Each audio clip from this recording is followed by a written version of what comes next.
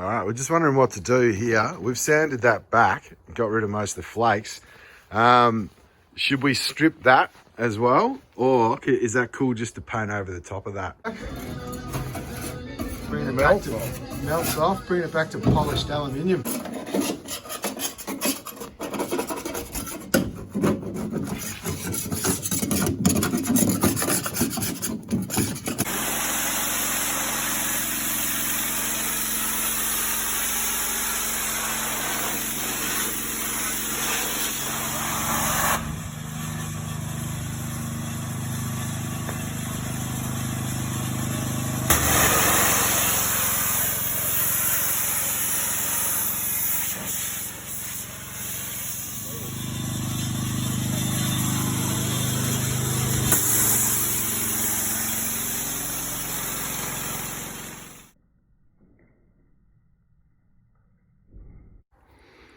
There she is, all stripped back.